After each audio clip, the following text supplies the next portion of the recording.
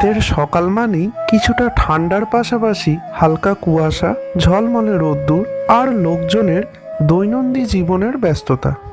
এমনই একটা সকালে বেরিয়ে পড়লাম বিখ্যাত সাহিত্যিক কথাশিল্পী শরৎচন্দ্র চট্টোপাধ্যায়ের নিজস্ব নির্মিত শরৎচন্দ্র কুঠির উদ্দেশ্যে। গন্তব্যস্থানটির নাম দেউলটি, যেখানে এই কুঠি অবস্থিত।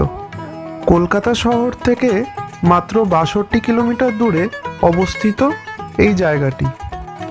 তাহলে চলুন দেখে নেওয়া যাক।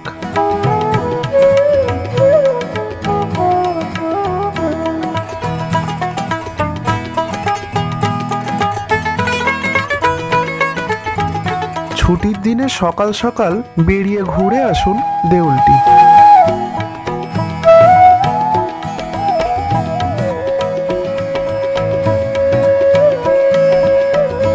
জায়গাটির পরিবেশ বলতে প্রকৃতির সুন্দর সবুজ গাছপালা, নানান রকমের পাখির ডাক আর ফ্রেশ অক্সিজেন আপনার শরীর এবং মনের সব ক্লান্তি অবশ্যই দূর করবে।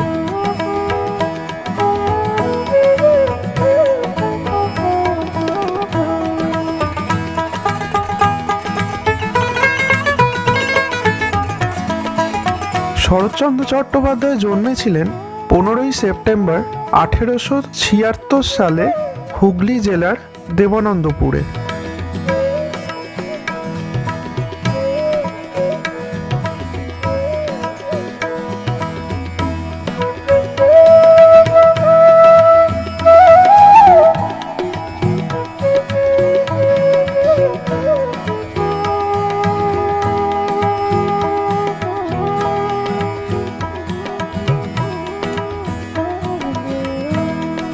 জীবনের শেষ 12টি বছর এই বাড়িতে কাটিয়েছেন লেখক ও তার দ্বিতীয় পক্ষের স্ত্রী হিরণ্ময়ী দেবী।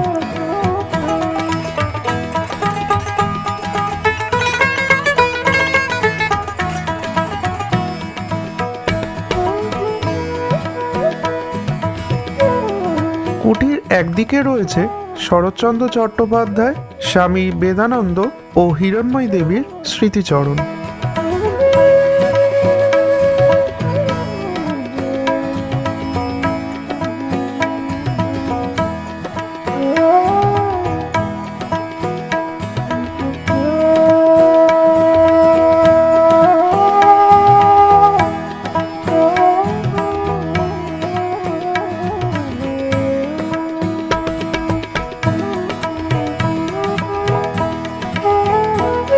এই ঘরে বসে লেখক খোলা জানলা দিয়ে রূপনারায়ণ নদী দর্শন করতেন। এখানে রচনা করেছিলেন বিখ্যাত অভাগীর স্বর্গ, রামের সুমতি, পল্লী সমাজ, শ্রীকান্তর চতুর্থ পর্ব, কমললতা। বাড়ির প্রত্যেকটি ব্যবহৃত জিনিস আজও অতীব সযত্নে গুছিয়ে রাখা রয়েছে জায়গা মতন। লেখক গ্রামের মানুষদের বিনামূল্যে হোমিওপ্যাথি ওষুধও দিতেন এই বাড়িতে থাকাকালীন।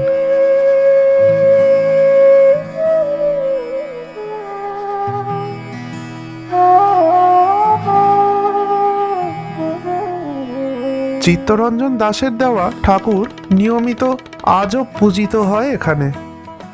দেখাশোনার দায়িত্বে রয়েছেন দুলাল মান্না, যিনি গত 50 বছর ধরে এই দেখাশোনা করে আসছেন।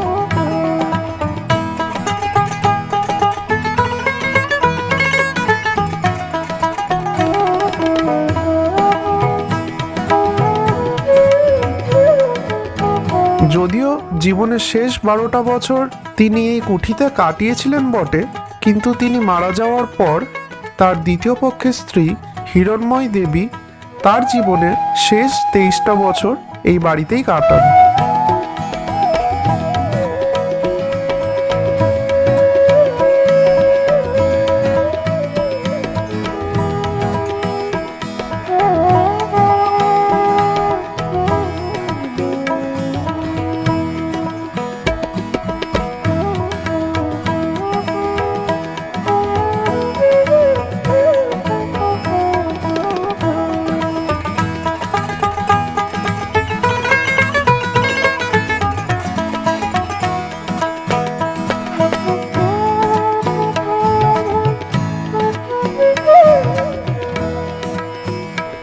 এটি হলো লেখকের বিশ্রাম আর শোয়ার ঘর। এই ঘরে আছে সেই সময়কালের লণ্ঠন, বার্মা কাঠের তৈরি আলনা, আলমারি, খাট ইত্যাদি। বাড়ির পিছন দিকে রয়েছে বিপ্লবীদের পালিয়ে যাওয়ার গোপন রাস্তা। এই বাড়ির সাক্ষী রয়েছে তার শেষ লেখা বিপ্রদাসের।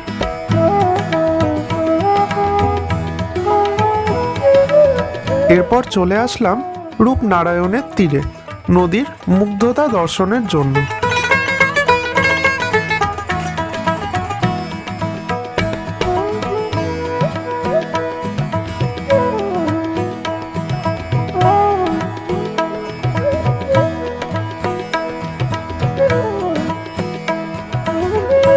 প্রকৃতির সুন্দর হাওয়া গায়ে মেখে শান্ত নিরিবিলি পরিবেশে শরীর মনকে ফিরে যাওয়ার আশ্বাস দিতে দিতে বেরিয়ে পড়লাম আপন বাড়ির উদ্দেশ্যে।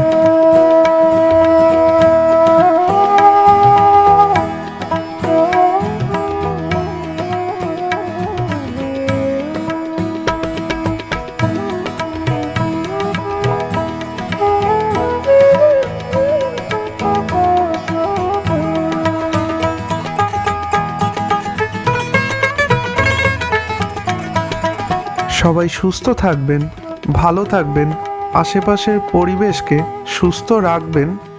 আর দেখা হবে পরের ভিডিওতে।